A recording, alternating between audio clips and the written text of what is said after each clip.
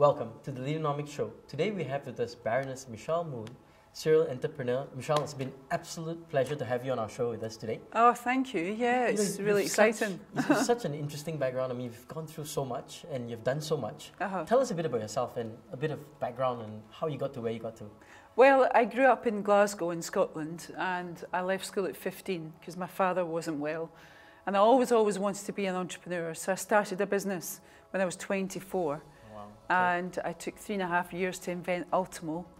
£480,000 years to invent it. So you were working on it for 3.5 years? Yeah, and £480,000 in debt. And I launched it, and the rest is history, really. 17 inventions later, and it became one of the biggest lingerie brands around. But I sold that brand 2 years ago. Okay, but through that time of building that brand, right, you went through a lot of tumultuous times and a lot of obstacles. Talk us through some of those and how you overcame some of those things. I just think lots of obstacles. Like the distributor in America ran off with £1.4 million of my money and 10 months of stock, and you know, I've gone through a very bad divorce and just all these things that happen in life. But I think, you know, it's how you deal with the cards that you're dealt with. And if you were to get doom and gloom and get all depressed about it, then it would just get worse. You know, when you fall, you've got to just pick yourself straight back up and dust yourself down and move on and take the lessons from it. Right, it sounds very easy, but I mean, how did you do it? I mean, was it just personally, you're very strong, you were very motivated personally, or what was keeping you going? I am a strong person, I am a very determined person, but sometimes it does get to you. And there's been moments when I've been so down and depressed, and but you just find that inner strength and you fight back. And as I said on stage just there, what doesn't kill you makes you stronger. And every one of us learns every day. Every day is a school day. So successful people just never give up. We always find a way out, and I suppose that's what I do every single day of my life. Okay, and you sold the brand? And 2 years ago, yeah. Why? I mean, what triggered that? Well, after I bought my ex-husband out, I just wanted to write my autobiography, which I did, called My Fight to the Top. It went straight into all the charts and Amazon overnight. I wanted to tour the world and be an international global speaker. I wanted to mentor people and start other businesses, and now I'm involved in tech companies, a company called WeShop.com, where you can share things on WeShop. It's just like Pinterest and earn money from it. I'm building 2 towers in Dubai and a shopping mall with my partner, Doug Baroness, who's an incredible entrepreneur. I've now fallen in love with him, and I'm just involved in so many different things, and of course, you know, now a Baroness in the House of Lords as well for life. Tell us about that. How did that come about? Well, the Prime Minister, David Cameron, the ex-Prime Minister, asked me to do a government review for startups and be the startup business czar. And I did that, and I did that for 10 months. And then he asked me, and the Queen gave me an OBE, and just all these amazing things that have happened. But, you know, there's been a mixture of disasters and high moments, and it is the circle of life. And, you know, being a woman, you know, going through a world that I think you must have navigated some pretty tumultuous, challenging periods in life that you went through. Yeah. Right? Do you think it's extra hard being a woman and having to go through and overcome such odds? And also, if you were to advise women out there, right, who want to be like you and want to chart this path, right, what sort of advice would you impart to them? I would say it is difficult for women, but it's difficult for men as well. But I think it's difficult for women because we don't network the way men do in terms of golf and rugby and football.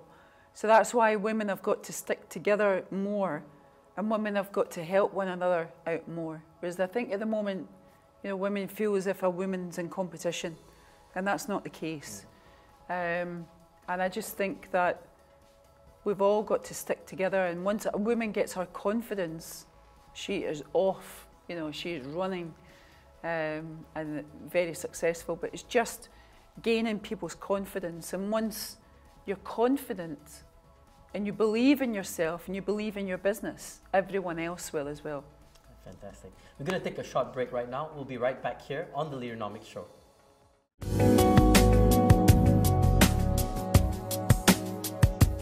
Welcome back to the Leaderonomics Show. We're with Baroness Michelle Mone here on the show. It's, very fascinating conversation so far. You're a serial entrepreneur. You said you started post Ultimo. You started a number of businesses. Mm-hmm. Why, why many businesses? You already have a successful business, and I know you're still starting new businesses. Mm-hmm. Talk us through some of those things. I think it's the entrepreneurial bug. And yeah, I'm involved in the tech industry, the cryptocurrency industry, the construction industry, the fashion industry, the jewellery industry, the beauty industry. But I think when it comes down to business, you have to have the same skills, really. It doesn't matter what industry. So I didn't think you could go into construction because I could only build bras. But I suppose building bras, once you can do that, that's the most difficult thing. But it is the same principles and it's the same skill set. So once you can do one industry, you can take that skill set and plug it into something else. Having technical depth, like in industry like cryptocurrency, and having to understand all that, you think that's not going to be a barrier to getting into the industry for anybody? No, I mean, at the moment, cryptocurrency and Bitcoin, we launched a project using Bitcoin. And I love technology and I love new things. And, I think Bitcoin, cryptocurrency, is the future digital currency without any doubt. And I'm launching a new business in January called Connect to Michelle. Okay, tell us about that. And, well, if you go onto my website, michellemone.com, you'll be able to see that coming soon. And that will be a sort of membership where people can log on and watch weekly videos and tips from myself and really connect with me. And I mentor a lot of people, but I can't mentor everyone. Okay. So it's kind of online and helping people all around the world. Okay. That's the aim. And there's going to be an app as well. Okay, and if you were to give some tips to folks who want to be like you, who want to be serial entrepreneurs, who want to not just do one thing, but many different, they have many passions and they want to try everything, what sort of advice would you impart to them? Well, I would just say that, don't sit back and wait for people to come to you. You have to go out there and approach them. And you've got to be determined at all times. Don't take no for an answer. Never, ever, ever give up. And always be thinking of new ways. Innovation in business is key. If you can innovate, you will keep driving your customers through the door. Okay. And you mentioned cryptocurrency, and you were criticized a little bit for some of your statements in terms of pushing Bitcoin and a few other things, right? How do you take these? I mean, there's always going to be opposition, there's always going to be criticism, there's always going to be some form of pushback from different people. How do you take it in? Don't personalize it, but yet use that as an impetus to move forward and become better. Yeah, well, criticism I take and I deal with it. I never used to deal with it in a good way years ago. But when you believe that you're a good person and you're good to your family and your friends, the rest can say what they want, to be honest. So you're never going to get everyone saying good things about you. There's always going to be some person that doesn't like what you're doing. And that's their opinion. And everyone is entitled to their opinion. Is their opinion going to change my life? No. They can say whatever they want because I've worked on myself for years to be comfortable with who I am, whereas years ago I wasn't. So that takes a lot of work to get to the position that I'm in now. That I know what I do is good, and I know, my family love me, I love them, my friends, the same thing. And you're not going to be everyone's cup of tea, and that's fine. I can live with that. And it takes time. I mean, it takes time to get your confidence up. It takes time to tick lots of boxes. It takes time to accept that you are good at what you do. Not in an egotistic way, not in a big, I am the best, but I know what I do is the best. But I don't walk about with a big head, I would like to say that I'm graceful with it, and I'm authentic as well.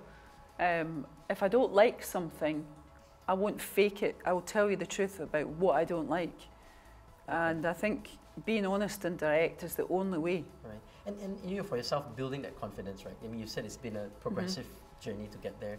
Were there triggers in your life that enabled you to build your confidence? Or was it a step-by-step process, or it's just something that you get out? Yeah, I think, you know, a mentor and a coach helped me. And that's why I do that now for other people. Because being an entrepreneur is the loneliest job on the planet. And you can't talk to your family because you don't want them to get worried. And you can't talk to your team because you don't want them worried that they're going to lose their job. So you actually just keep it all in and you bottle it all up. And that's why you need someone to talk to and someone to help. And, you know, you've got to have balls of steel as well. You really have to. Because the criticism can absolutely destroy you. Especially with the media. The media love me one minute and don't like me the next minute. And I've had this love-hate relationship with the media. But I wouldn't be here without them. So you've just got to accept that, oh, they've written something bad, it's tomorrow's fish and chip paper. You know, and I think being in politics, being in the government, being a Baroness, makes them delve into your background a lot more, and, you know, you get a lot more exposed. Yeah. You get a lot more exposed, but as long as I know, you know, again, I'm a good person, I haven't done anything wrong, it's just their opinion because they don't maybe like the party that I'm with, maybe they like the opposition, and that's politics. My mum and dad always said to me, Michelle, never get involved in football, religion or politics because it's the three areas you always stay away from, and I suppose they're probably right. But you know, you said before you were a pretty shy person, and you know, you kind of stay away from the limelight to some extent. But yet you'd be willing to fight for it, for branding and for other purposes, right? How did that transformation happen? You know, from being this supposedly shy person and then evolving into someone in the spotlight. Yeah? I'm still quite shy. You know, although I've got social media, Twitter and everything, I don't give everything away in my personal life. I don't shout from the rooftops of what I've got because I always feel that you can't do that with people because they'll get offended and everything else. I do lead a relatively quiet life. But for my brand, I had to go out there and fight for everything and get so much publicity for it. That, on the flip side, I was getting bigger than the brand. And then the press were interested in chasing me down the street, photographers and everything else. And I couldn't really understand it at first. I couldn't take it at first. But now I do deal with it. And I suppose I've been in this industry for 21 years now, and I've survived because I don't go and do these reality TV shows that I'm offered. I stay away from it. Not that I don't like Very them. wise. No, I don't like them, but I do stay away from that because I'm here to stay. And at the end of the day, I'm a businesswoman, I'm an entrepreneur, and I'm not a celebrity. I didn't go into the business world wanting to be a celebrity. It just happened. Yeah. And now, you know, I do get embarrassed when people come up and they ask for your autograph and everything. I think, really? You know, I'm not like an actress or anything like that, but I've got used to it now. I'm comfortable in my own skin, whereas I wasn't for a while. Oh, thanks, Lady Michelle. We're going to take a final break right now. We'll be right back here on the Leaderonomics Show shortly.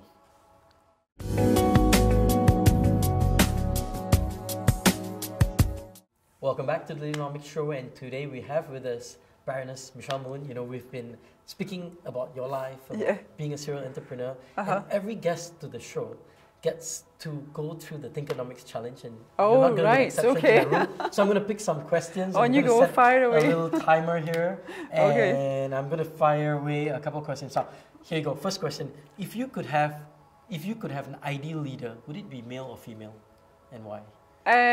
Well, I have to go for my partner, Doug Barrowman, because he's amazing. Okay. So I would go for him. All right, and so he's obviously a male. Oh, very good. Okay, second one. If you could select one person from history and ask them a question to which they must give a truthful reply, whom would you select and what question would you ask? I would probably pick John F. Kennedy. And I would ask him, does he know what really happened? Okay. Yeah. Because I think that's when he was killed, you know. Okay. So I'm sure he knows what happened. So that's what I would ask him because I've always wanted to know that. Okay. third question, how would you measure the success or failure of a relationship? Not listening to one another. And I've taken, you know, my failed marriage and I know where it went wrong. Yeah, and now it will never happen again with my new relationship. Let me go to the next one. Would you break the law to save the loved one? To save a loved one? If the loved one, God forbid, had committed a crime in a way, then they deserve to be punished. It really depends on the circumstances. To break the red light rule to take somebody to the hospital, you might do that, right? If a family member or something and I had to get them there and I'm not putting anyone else at danger, of course I'm a Baroness, then I would do what I had to do. Yeah. All right. If my motives are wrong, should I stop giving? I think it's always good to give. I think you should work hard, play hard and give something back. Regardless of motive, right? Yeah, I do. And last question. If you knew today was your last day on earth, how would you spend it? How would I spend it? I'd probably be with all my loved ones and I would have a big party and I love karaoke and drink lots of pink champagne. Okay. There you go. And dance. You know, since we're talking about giving, let me ask you for a couple of pieces of advice that you can give to our viewers. Sure. You know, firstly, if somebody wanted to be like you and said, I want to be like Lady Michelle, I really want to succeed in life, I want to be a serial entrepreneur, right? But this person is just coming out of university or just graduating out of school and, you know, they want to come out and experience life to its fullest. Yeah. What sort of advice would you impart to this person? Networking is key. And don't be frightened to ask.